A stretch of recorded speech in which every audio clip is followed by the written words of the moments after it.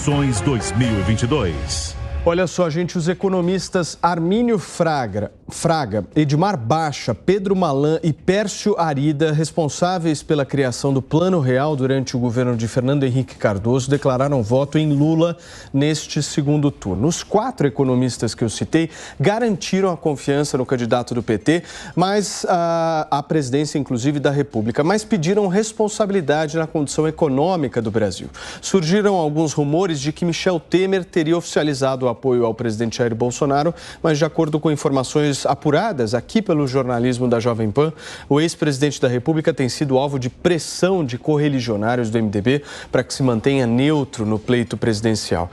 Jair Bolsonaro recebeu no Palácio da Alvorada hoje mais de 200 deputados federais da base, deputados que foram eleitos.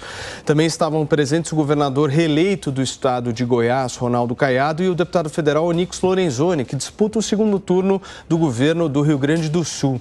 Além de Ronaldo Caiado, os governadores Antônio Denarium, de Roraima, Gladson Camelli, do Acre, e Mauro Mendes, do Mato Grosso, manifestaram oficialmente o apoio à reeleição do presidente da República na disputa presidencial.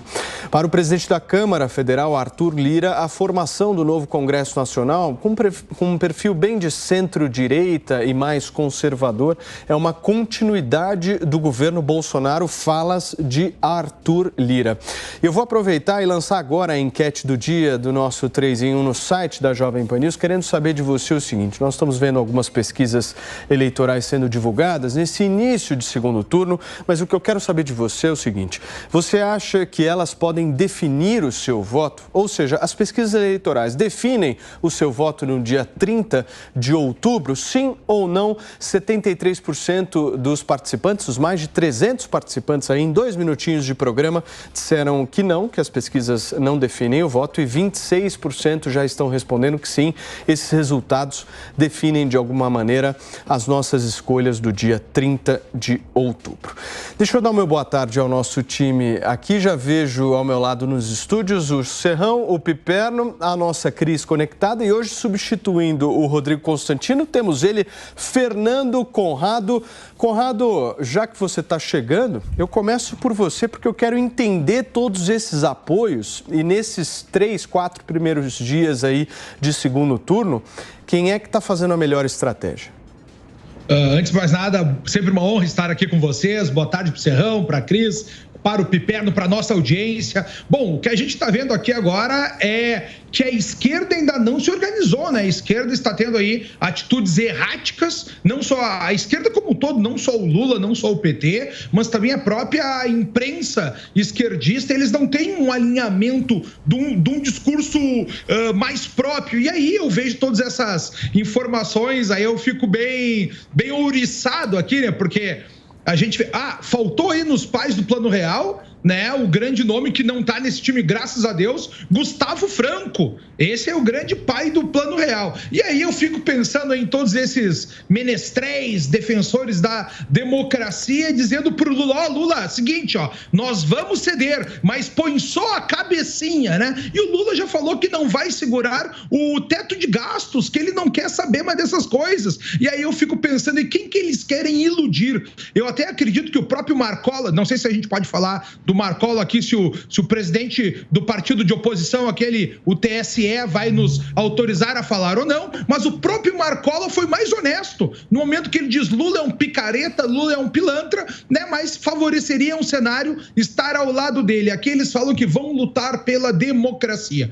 Nesse aspecto aqui, cara, o Bolsonaro se movimentou mais rápido porque aceitou o resultado das urnas mais rápido, desde o seu discurso ali ainda no final da noite do dia 2, ele já falou, o povo quer mudanças e a gente tem que lutar por ela. No outro dia, ele já estava no palanque com Zema do lado, com governadores do Sudeste, aí, dos principais colégios eleitorais do Brasil ao seu lado, mais governadores agora dizendo, né, que estamos com o presidente e a gente quer esse vínculo de que o Bolsonaro seja o presidente para que a gente tenha boas atuações no nosso estado. Inclusive, as próprias urnas falaram isso, né? No momento que o Brasil vota todo mundo aí elegendo 20 senadores mais vinculados ao presidente, elegendo só o partido do presidente 98, 99 deputados, já deixou claro que o Brasil quer uma continuidade do sistema bolsonarista político. E aí, dentro dessas, já do lado do Lula ali, as redes sociais já trataram de fazer sua chacota, né? Com a campanha agora Lúcifer, que é o Lula, o Ciro e o Fernando Henrique Cardoso. E eu acho muito engraçado também a gente ver ali o Lula agora querer apoio do Temer, que falou que ia apoiar o Bolsonaro, agora está apoiando o PT. O Temer que era o Temer golpista, o Ciro que era o Ciro cangaceiro, o Lula que era o encantador de serpentes, que a gente viu aí todo mundo brigando durante os últimos anos, durante a campanha eleitoral, e agora tá um outro cheirando a raba do outro, lambendo o furico do outro, e aí eles estão achando que nós, né, votantes aqui, nós eleitores, somos todos trouxas, que não enxergamos o que está realmente acontecendo e que eles, na verdade, estão lutando por suas vantagens pessoais do que lutando pela democracia. Como eu falei, até o Marcola preso lá, condenado, traficante, bandido, está sendo mais honesto que esses apoios aí, apoios envergonhados, vale a pena a gente dizer, né? O Ciro sequer falou o nome do Lula, sequer falou o nome do PT no seu apoio. Perdão. Saúde. Mesma coisa, o Temer também não utilizou, né? Vou apoiar o Lula, vou apoiar o PT, nem o Fernando Henrique, é todo mundo aí dizendo que vai apoiar a democracia. Democracia. Vai contigo aí, Paulo. Muito bem, Conrado. O Serrão, teve hoje uma entrevista coletiva do presidente Jair Bolsonaro. Quando ele foi questionado sobre o apoio de Simone Tebet ao candidato do PT, a fala do presidente Jair Bolsonaro me chamou bastante atenção, porque, segundo ele não sabe quem é Simone Tebet. Saudações, meus amigos, meus amados haters. Essa campanha está fantástica, né? É um espetáculo de gozação. Quero aproveitar e saudar o grande Conrado, saudar também nossa Constituição de 1988, 34 aninhos, mas tadinha, já teve 112 emendas. O Brasil precisa se emendar. Já se emenda. Vamos lá. Sobre essa campanha engraçadíssima, temos aí Bolsonaro desdenhando o pequeno apoio de Simone Tebet a Lula, que não sei se acrescenta tanto, embora já tenham pesquisas aí dizendo que 90% dos eleitores da Simone Tebet vão para Lula e vai sobrar nada para o Bolsonaro.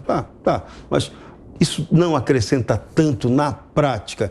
Segundo turno é uma eleição muito mais complexa. O presidente Bolsonaro está construindo apoios consolidados entre quem venceu a eleição, isso tem peso. O presidente Bolsonaro vai fazer uma revisão completa de sua propaganda, do seu marketing, que deixou a desejar nesse primeiro turno. Está aí. A partir de agora tem um super marqueteiro trabalhando no bastidor invisível em favor de Jair Bolsonaro. Ontem ele teve uma reunião importante com o presidente da República e a equipe master do presidente. Então, vem novidades importantes aí. Então, campanha de segundo turno é isso que interessa. Articulação e como fazer a campanha para reverter o voto, principalmente daquele universo de 32 milhões que se abstiveram ou foram forçados a se abster da eleição em função da bagunça, da desorganização ou da falta de paciência com a politicagem brasileira. O mais engraçado ainda dessa campanha é o apoio de Michel Temer. Vamos lá. Michel Temer vai apoiar Bolsonaro ou Lula? Não vai apoiar nenhum dos dois assim escancaradamente. Digo para vocês, concretamente, Lula, ele vai jogar contra, como já está jogando a favor de Bolsonaro desde o primeiro turno nos bastidores, mas está no sapatinho. O Tarcísio, na verdade, o Michel Temer tem grande interesse na campanha, na eleição de Tarcísio de Freitas, a quem ele também apoia desde o primeiro turno, de maneira assim, ali escamoteada. E vai continuar fazendo o mesmo no segundo turno. Em relação ao Palácio do Planalto, ele vai dizer que está neutro. Mas é aquele neutro que não é neutro, não. Não bota o dedo nesse fio que você toma choque. Ele está neutro para o lado do Bolsonaro e contra o Lula. Então, é isso, são as historinhas que a gente vai ouvindo, os comentários políticos que não sabem de nada, tentam enganar você, igual muitas pesquisas acabaram fazendo, mas a maioria não é otária. Hoje as pessoas se informam, analisam e nunca um ambiente esteve tão politizado no Brasil e esse é o ponto mais positivo que nós estamos tendo nessa campanha eleitoral ou reeleitoral, se você quiser. Muito bem, Piperno, nós estamos vendo vários apoios, a gente está relatando aqui tantos apoios recebidos pelo Bolsonaro, quantos apoios recebidos pelo Lula, mas a nossa audiência também está muito preocupada na parte prática. O que muda isso? Enfim, quando a gente vê alguns economistas liberais apoiando Lula, quando nós vemos alguns governadores apoiando Bolsonaro, no voto, isso realmente tem impacto? Paulo, boa tarde aos colegas da nossa audiência, depende. Então, você, por exemplo, quando você tem os apoios dos pais do Plano Real, né? Aí o principal quarteto que criou o Plano Real, Pedro Malan, inclusive, foi o principal ministro da área econômica do governo Fernando Henrique durante os 8 anos de FHC. O Armínio Fraga foi o presidente do Banco Central no segundo mandato, né? O Pércio Arida foi também um dos formuladores dessa brilhante criação econômica que foi o Plano Real. E aí, então, esse tipo de apoio, ele sinaliza um gesto ao mercado. Então, é claro que ele é muito importante do ponto de vista simbólico, para falar, olha, mercado, eu estou com gente responsável e gente que, aliás, transformou a economia do Brasil para muito melhor. Né? Os formuladores do Plano Real. Para quem não se lembra, para os mais jovens, o Brasil tinha taxas anuais de inflação que passavam aí dos 5.000%. 5.000%. O Brasil chegou a ter inflação mensal de 84% no último mês do governo Sarney. Então, esses caras, eles fizeram o maior plano econômico da história do país, o principal plano econômico da história do país. Mas isso tem uma sinalização muito mais simbólica. É uma forma de melhor interlocução com o mercado. Quando você tem, por exemplo, a Simone Tebet, aí, ela foi, afinal de contas, a terceira colocada nessa eleição. Ela foi, sim, uma das surpresas desse 2022. Até 6 meses atrás, ela não passava de uma quase que desconhecida, quase que anônima senadora do Mato Grosso do Sul, que teve um protagonismo na CPI da Covid, mas foi só aquilo. O pai dela, sim, tinha sido um senador importante, presidente do Senado e tal, mas ela não. E ela sai dessa eleição fortalecida. Então, é óbvio que o apoio dela, principalmente sendo ela quem é, uma representante de uma região muito forte no agronegócio, é importante, sim. E até porque ela tem um perfil político muito diferente do Lula. Ela jamais foi uma mulher de esquerda, longe disso. Ela é uma mulher de centro-direita para alguns, enfim. Mas o fato é que esse é o tipo do apoio que agrega. Como já foi o PDT, como já foi o Ciro. Agora é o seguinte, o Ciro muito envergonhado, o Conrado tem razão em relação a isso. Agora, é importante sinalizar também o seguinte, o Lula não precisa do apoio de 80%, 90% do eleitorado dela, como alguns petistas e talvez institutos de pesquisas superestimam. O que faltou para o Lula fechar no primeiro turno foi meio Ciro. 1.800.000, né, sabe? Metade do que o Ciro Gomes teve. 3% faltaram ao Lula 1,57%. Então, se o Lula tiver, se ele conseguir atrair metade do eleitorado da Simone Tebet, já dá e sobra. Agora, veja, o Conrado fala realmente de um suposto novo perfil político do Brasil, como alguns comentaristas e tal acabam, de certa forma, se iludindo com isso, insistindo. Tem a parte chapa branca que também adora, né, anabolizar aí todo esse suporte que o presidente Bolsonaro tem, mas é importante lembrar o seguinte, não é que o país queira de novo o bolsonarismo. Só se o país quiser o bolsonarismo com o Lula presidente, porque o Lula teve 6.200.000 votos a mais. Então, que bolsonarismo é esse que o país sinalizou? Agora, vejam, o Congresso, ele mantém o perfil das duas últimas eleições. O que há, sim, é uma grande dança de cadeiras. O PL, o Partido do Presidente da República, de fato ficou muito maior. Ele foi individualmente o grande grande ganhador dessa eleição. Ele teve 99 deputados, uma bancada, né, exuberante se a gente considerar a fragmentação atual. Porém, ele não muda o perfil do Congresso.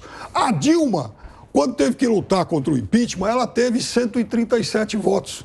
O PT e os partidos de esquerda agora elegeram 125. Se pegar mais um ou outro desgarrado aí do MDB, PSD, vai bater no que teve a Dilma, vai bater no que tem a esquerda hoje. Então, a esquerda ficou exatamente do mesmo tamanho. O mesmo PT, tendo agora, o PT e a sua federação, chegado a 80 cadeiras. O PT na última elegeu só 56. Mas não é que também houve um crescimento da esquerda por conta disso. Houve também, dentro da própria esquerda, uma dança de cadeiras. Muito bem. Cris, fazendo uma análise aqui dos resultados eleitorais de domingo, eu queria muito ouvir um comentário seu sobre isso, porque os dados aqui, vocês me corrijam se eu estiver errado, mas a gente está falando de algo em torno de 33 milhões de brasileiros que não foram votar, arredondando, né? Eu somei aqui os que votaram tanto em candidatos que não foram nem Lula nem Bolsonaro. Estamos falando aí de mais ou menos uns 10 milhões de eleitores. Se a gente somar Ciro Gomes, Simone Tebet e aqueles candidatos que tiveram menos de 1%. Tivemos 3 milhões de votos nulos e 2 milhões de votos brancos. Se a gente fizer uma somatória aí desses votos, desse universo, nós estamos falando de 47 milhões de brasileiros que não declararam seu voto nem em Lula, nem em Bolsonaro. O que eu quero dizer com isso, Cris? Tem muito campo ainda nesse segundo turno, não tem? Sim, com certeza. Boa tarde, Paulo, Piperno, Serrão. Prazer ter você aqui, Conrado. Já sentiu, né? Somos chamados de chapa branquistas aqui o programa inteiro, mas ok, Piperno, a gente está acostumado com isso. Eu acho essa tua observação aí bem pertinente, sabe, Paulo? Porque pouca gente está falando disso, mas com certeza os aliados de ambos os candidatos já estão fortemente de olho nesse eleitorado. É muita gente. E, claro, tem entre os votos brancos e nulos gente convicta ali que não deve votar em ninguém e prefere ser governado por aqueles que gostam de política, né? Aquela velha história, né? Se você não gosta de política, depois aceite a escolha dos outros. Não pode, né? Porque muita gente vai naquela de, não concordo com política, não quero me envolver, para mim tanto faz, e depois vai sofrer da mesma forma que todos nós pelos efeitos do político que tiver sido eleito. E aí, vamos lá, tem um eleitorado aí que é, para mim, na minha visão, o filé mignon agora do segundo turno, que é o eleitorado que não foi votar. E há motivos diversos aí, inclusive a média histórica de abstenções. Ok, se a gente considerar a média histórica de abstenções numa eleição normal, provavelmente não teria muita margem para conseguir convencer essas pessoas que já não votaram no primeiro turno a irem para o segundo. Só que agora doeu o calo. Agora as pessoas estão vendo realmente o risco que o país corre de voltar à mão de um descondenado, né? De um ex-presidiário que foi condenado em 3 instâncias, corrupto, não só corrupto, alguém que transformou a corrupção em política de Estado, que estendeu tentáculos para cima de todos os partidos, que comprou apoio parlamentar com dinheiro público, que enriqueceu ilicitamente, que enriqueceu parentes seus ilicitamente, que, enfim, fez uma baderna no Estado brasileiro, no BNDES, enviou dinheiro a rodo para ditaduras amigas, não recebeu de volta os empréstimos, entre aspas, né? Estamos agora nós ainda pagando o calote de governo Maduro, de governo Manuel Dias-Canel, daquelas ditaduras da África também, que não devolveram o dinheiro que tinha sido emprestado pelo BNDES para eles fazerem obras lá. E aqui no Brasil,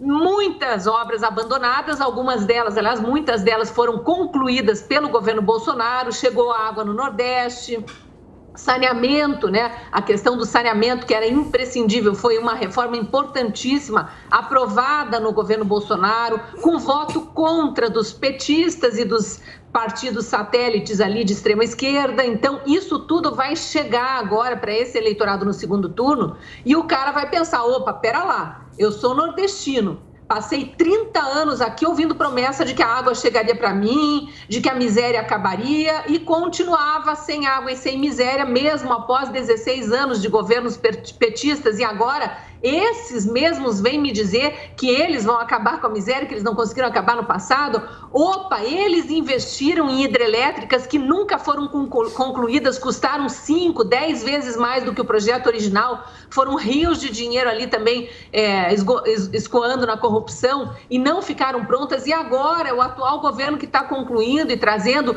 muitas das promessas que os petistas faziam não chegavam aqui. Então, assim, o eleitorado vai começar a ser informado e, opa, vou votar e vou votar com consciência. É isso que se espera e eu acho que é nisso que a campanha do Bolsonaro está trabalhando. Por outro lado, eu tenho para mim que a campanha petista já chegou no seu limite. Por que eu digo isso? Pelo desespero do lado petista. O Conrado citou agora há pouco a imprensa militante pró-esquerda, né? E a gente vê também líderes dessa esquerda radical aí, desesperados, anunciando como grande trunfo o apoio do FHC, que já tinha apoiado no primeiro turno, que já estava tudo junto e misturado ali. Enfim, agora chegaram aí uns economistas do Plano Real, mas o que é o Plano Real agora, depois da destruição que o PT provocou na economia brasileira, a maior recessão da história? Agora, a gente quer ouvir falar é o que a turma do Paulo Guedes tem para nos dizer, que está conseguindo colocar a economia brasileira aí despontando a nível mundial, um dos melhores países a recuperar sua economia no pós-pandemia. E veja, a pandemia atacou, tirando a África, né, que foi um caso que todo mundo preferiu não ver, não sequer discutir o que aconteceu lá, mas comparando com o resto do mundo, praticamente todo mundo viveu as mesmas situações pandêmicas, em percentual de mortes, todas as polêmicas envolvendo autonomia médica, vacinas, tudo isso. Efeitos adversos de vacinas que viraram um tabu, mas estão estourando cada vez mais pelo mundo. Tudo isso está vindo à tona e o Brasil despontando na economia ainda assim. Então, o eleitor vai ser confrontado com tudo isso e tenho para mim que a abstenção vai ser menor no segundo turno. Muito bem. Antes de você, Serrão, eu vi que você me pediu, deixa eu só colocar o resultado parcial da nossa enquete. Edu, coloca na tela para a gente verificar como é que a nossa audiência está respondendo. Se as pesquisas eleitorais podem ou não definir o voto dos eleitores brasileiros, praticamente aí 80% da nossa audiência acha que não e 20% acha que sim. Mais de 1.500 participantes, então se você ainda não deixou o seu voto lá, deu a sua opinião para a gente, jovempan.com.br. Ao longo do programa eu vou atualizando aqui o resultado parcial. Certo, Serrão, por favor. Certo, Paulo Matias, você chamou a atenção para algo muito importante que merece um debate sério sobre essa questão do número no primeiro turno. Se convencionou dizer que estamos em meio a uma polarização entre Lula e Bolsonaro, certo? Errado. Paulo Matias citou o número. O Lula teve 57 milhões de votos, o Bolsonaro 51 e 47 parece que não quiseram jogar nem para um nem para outro. Sabe o que isso indica? Indica polarização nada. Indica um país dividido por 3. E esse deveria ser um fenômeno político a ser analisado. A gente tem que ir muito além do mero debate esquerda-direita. Esse debate está pobre. A gente tem aí algo no Brasil acontecendo, a primavera brasileira, queria até debater com o meu Tovarit Piperno, a primavera brasileira é um fenômeno muito maior, ela vem acontecendo desde 2013, ela é muito maior do que o bolsonarismo. Falar que o bolsonarismo é que é a hegemonia, não é isso.